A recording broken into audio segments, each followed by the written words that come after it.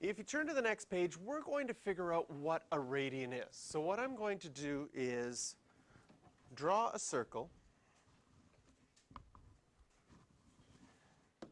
And you already know that there are, I'm going to draw a circle, first of all. I want that to be my radius for my circle.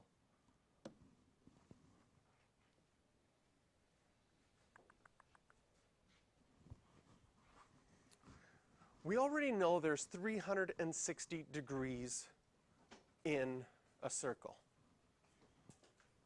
Why are there 360 degrees in a circle? Why not 300? Why not 80? How did we come up with 360 degrees for a circle?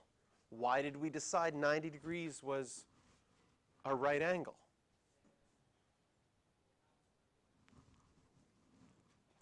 It's pretty arbitrary. It's just decided to break something up into 360. Well, a radian is a different way of measuring an angle. And the way that a radian works is actually connected to something in the circle. So when we find out later how many radians are in a full circle, it's going to make sense why there's that many radians in a full circle. But 360 degrees, that's just arbitrary. Is it because in one full year there's about 360 days?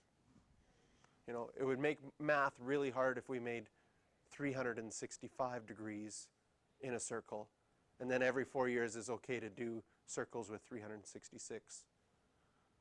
That would maybe mess us up a little bit. So I'm not sure. Now I'm kind of curious.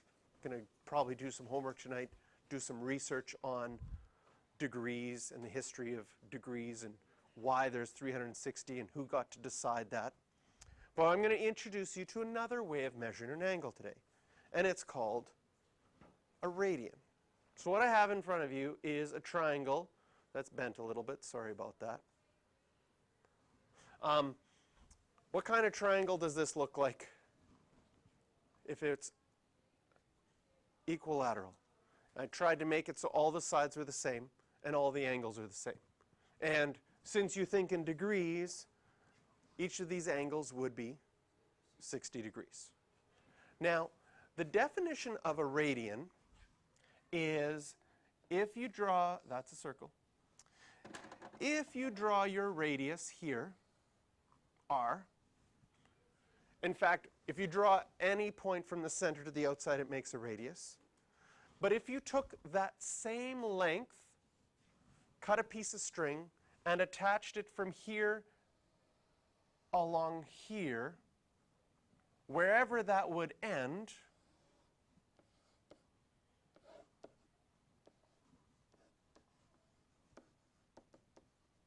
that's 1 radian. That's the definition of a radian, is if the arc length is the same length as a radius, that's 1 radian. And if we wanted to visualize that with this triangle, can you see that if I, we'll use this side, matched it up here and just sort of bent, pushed it down a little bit so that one side of my equilateral triangle, if I could bend it perfectly to match up with the curve of the circle, then this side is the length of the radius, because all of these are the same length, and that would be 1 radian. And if I pushed it down to make this bend a little bit, can you see that this angle would have gotten a little bit smaller? So right now, if we're thinking, what's 1 radian? We could say 1 radian is a little bit less than 60 degrees. Does that make sense? Can you visualize that? We're going to find out what it is exactly in a bit. But our next question says, if this is 1 radian, where we put 1 radius on the outside of the circle, the question becomes, how many would you have in the whole circle? Well, if I took another radius and glued it on there, that would be 2. Another radius would be 3. Okay, 4. Can you see I'm being very accurate here, right? Those lengths are all perfect. I'm not estimating at all. Okay. Well, this one looks way too short. This one looks way too long, but estimating, I would say that if I was stacking radiuses around the edge of my circle, I have 6 and a bit more. So how do you think me as your math teacher later on for exactness if you wrote your answer like this later? 6 and a bit. Does that feel very accurate?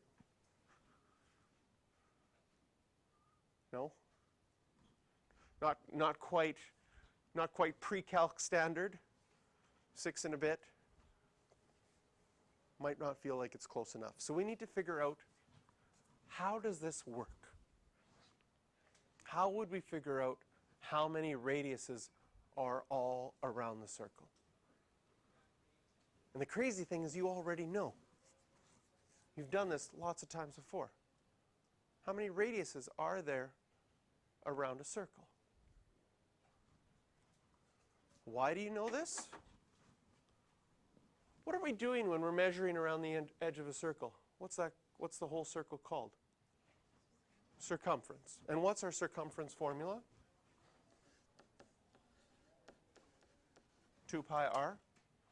Well, what does that circumference formula mean? It means 2 times pi times r, and r stands for radius. It's telling us, actually, that circumference formula is telling us a relationship, that no matter how big or how small your radius is, it will take 2 pi of them. If I wrote that as a decimal, pi is approximately 3.14. 2 of them would be approximately 6.28. And so now you know that about 2.8 in English is about a bit. 6 and a bit, 6.28, and I mean the numbers keep on going after that. 2 pi is exact, but 6.28 is approximate. And if you draw it out, you can see 6 and a bit going around. In fact, I have students who've said in the past, oh, I always forget which is my circumference formula and which is my area formula. Why are they? If you are just memorizing them straight, right, there's those 2 formulas. Some students have trouble memorizing which one's which because they go, oh yeah, the formula has a pi in it, it's got an r and it's got a 2. Which one is, oh no. They both have a pi, a 2, and an r. One's 2 pi r, one's pi r squared. But if you visualize your radius is actually going around the edge of a circle, you can see that you would need 6 and a bit of them, and then the 2 pi formula makes sense. And again, if you can make sense of a formula, my hope is now from now on, you'll have a better chance of remembering it rather than before where you're just trying to memorize numbers. So then, how many radians are there in a circle? Exactly 2 pi radians in a circle. Now our question was, can we figure out exactly what 1 radian is? Well, if we think about full circle,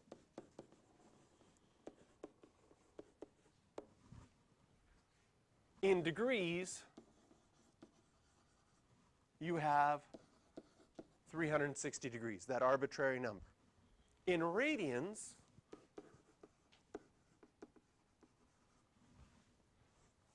we have 2 pi.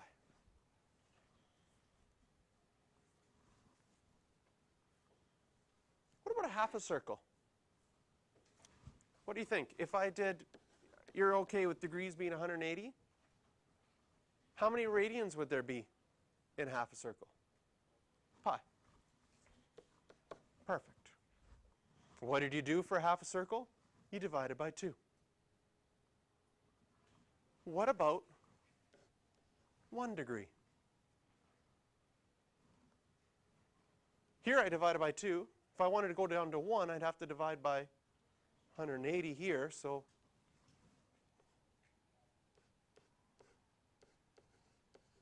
one degree would be pi over 180. Sorry, oops, careful here. I wrote a degree sign. We're going to talk about that in a second. Okay, now I'm going to erase this line. If I wanted to find out what 1 radian was, from 2 pi to pi, I divided by 2. What would you have to divide by to get to 1? Pi. 180 divided by pi. Now, if you round pi really well, 3.14 is rounded. 3.1 is rounded worse. 3 is rounded even worse. 180 divided by 3 is 60. But we said it was, when we squished that triangle, a little bit less than 60. If we go to our calculator, we can find out what it is exactly now. If we can take 180 and divide by pi,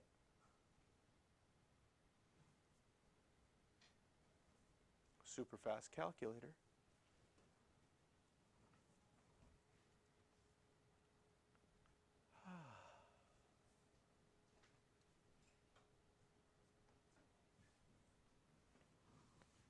So we go 180 divided by pi, and we actually use the pi button and everything, 57.2957791.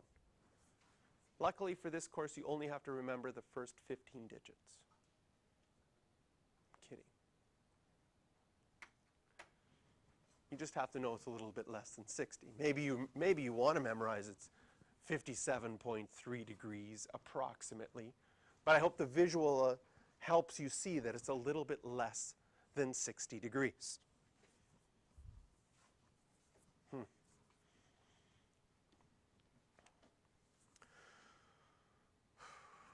trying to decide if I should get off topic talking about pi, or if you just really want to do some more. Do you want some background of pi for a bit? So, I mean, where does the number pi come from? Originally, it came from this idea of a circle. But instead of looking at how many radiuses were around the circle, they looked at how many diameters were around the circle. And they got 3 and a bit. And in this case, the bit was 0.14-ish. So the question is, and one of the first, historically, mathematicians a long, long time ago realized that didn't matter how big or how small a circle was, it always took 3 and a bit to get all the way around. So the question is how did someone come up with pi? So I'm going to give you a little history lesson of one of the greatest mathematicians of all time and his method for coming up that pi was 3 and a bit. So he started off with a circle. They didn't have calculators back then. This is about 200-300 BC. Mathematician is a mathematician by the name of Archimedes. So Archimedes had a circle, and the question was, how close to this number can I get? 3.14. So what he did is he said, well, if I take a hexagon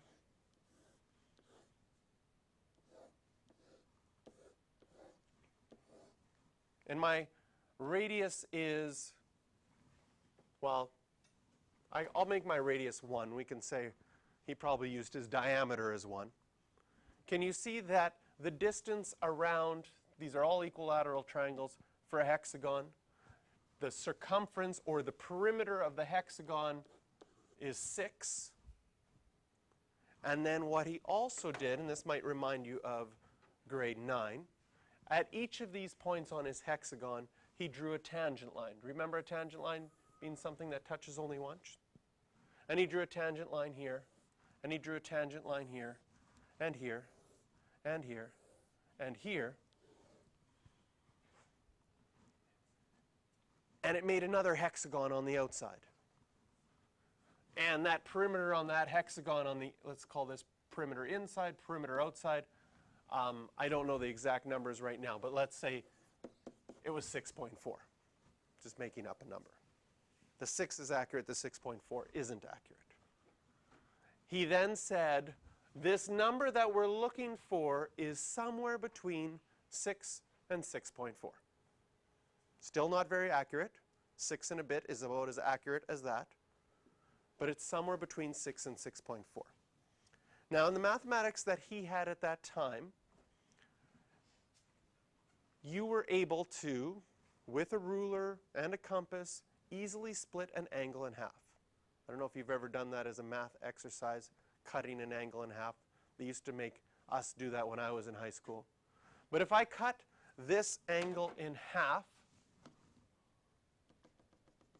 I get a new point here. He cut this angle in half, got a new point here, got a new point here, got a new point here, new point here, and new point here. And then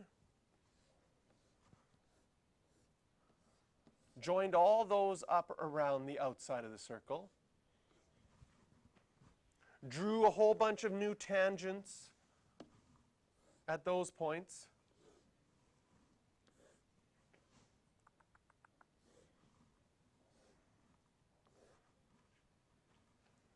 And now had a 12-sided shape on the outside and a 12-sided shape on the inside. And with that 12-sided shape, the perimeter of the one on the inside became, let's say, 6.15, and on the outside, 6.37. I don't know. Making up numbers. But he had the mathematics at that time to be accurate, and he knew all the decimal places because it was within their mathematics that they could calculate that. So now he got closer. By the way, does 12-sided look really close to the circle already? 6, you could not tell, right? 12 starts to look pretty circular-like. What did he do? He did it again at 24. He did it again to 48 and did it again to 96. You try to draw a polygon with 96 sides. Each of the sides is very small and is very, very, very close to the circle. Just to give you an idea, what shape is a loonie?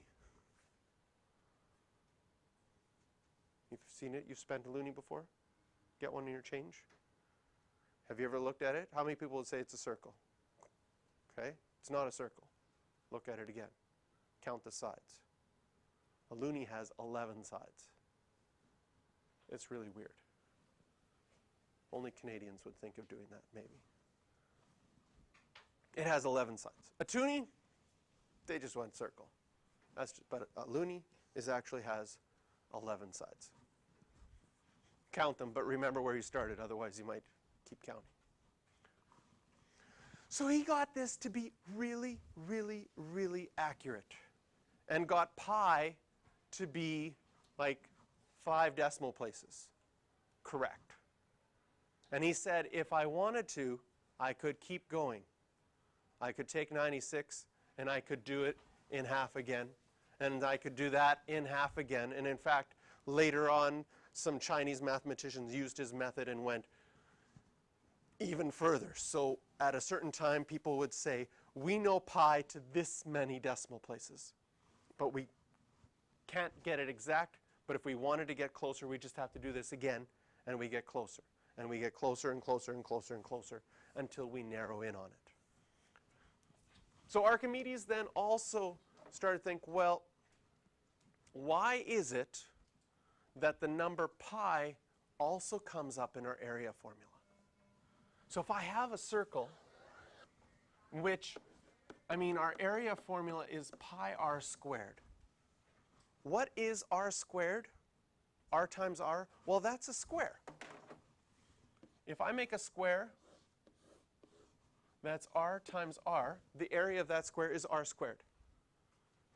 If, and Archimedes thought about this, if I took one of those squares, and I took another square here, and another square here, and each time I took this little section here and this little section here and cut it off, and I started to glue those sections into here, different pieces, it wasn't quite enough to fill the whole circle.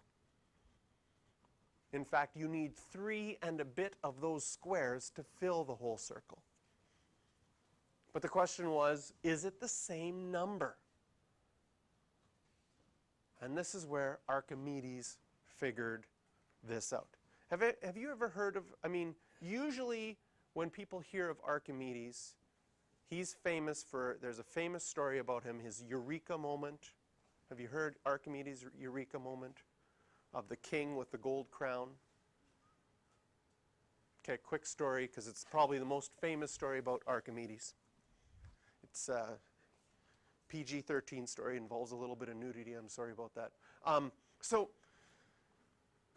at the time, the king commissioned to get a brand new crown made out of gold. And so he gave the person that was going to make the crown a block of gold and said, make me a crown. Now, he got back his beautiful crown, and the king was a little worried. He was like, how do I know that this guy's not scamming me? He could have made the inside of the crown, this is 300 BC, out of plastic, and just put gold over top. Well, it probably wouldn't have been plastic, because I don't think they had plastic back then. But a different metal. He could have used a different metal on the inside and gold around the outside. And he gave it back to me, and I weighed it, and it still weighs the same as the amount of gold that I gave him. But he could have cheated and put something else inside. So he asked Archimedes, can you help me here? How can I tell whether or not this crown is made all of gold or if there's another metal inside of it? Now, what Archimedes ended up figuring out was different materials have different densities. If you have something that is, these two things are about the same size, they're made out of different materials. Even if I filled this up with coffee or water so it was full, two solid things about the same size, if you lift up my coffee mug, it weighs something. Later on, try to lift this up. It's very, very heavy. So if two things are of different materials, they have different densities, and so if you used a different material in there, it might be a different size. Now, he figured out how to test this with the crown. Well, in the evening, he was like thinking, how am I going to solve this? He filled his bathtub, as the legend goes, right to the top. He got into the bathtub, which then overflowed on the side, and he realized that the exact size of my body was equal to the amount of water that overflowed. He was so excited about this that he jumped out of the tub. Here's the PG-13 part. Ran down the streets naked, yelling, Eureka, Eureka, Eureka, I've solved it, I've solved it, I've solved it. Or so the legend goes. So that's what he's most famous for. He also figured out why pi was the same pi in the area of a circle. And this is what he did. Maybe he had another Eureka moment at breakfast. He was eating an orange, and he cut his orange, and it was a circle like this, and his orange had a bunch of slices, And he broke it open and spread it out. I mean, these would be rounded, right? And he was like, if I took another orange piece, the same size, and opened it up, it might fit inside of here like this. And I get a bit of a shape that I can think about. And he's like, what happens if I had an orange with smaller slices? If I have smaller slices, can you see that this curve would become a little less curvy? Eventually, it becomes flatter and flatter and flatter. And so I could imagine it pretty much flat. And what shapes are all of these? They're all triangles. What's the height of my triangle? Is a radius. What is the base of my triangle? Well, he didn't figure out just one base, but he said, what are all of the bases of all of these triangles? Can you see that this length all along here? That was same as the circumference that I started with. And if I put the triangles on the top, this length would be 2 pi r. The height of this is the same as my radius, and it ends up making a rectangle. How do you find the area of a rectangle? Length times width, or 2 pi r squared. And he was like, wait a minute, but that was two circles put together. So if I take one of the circles away,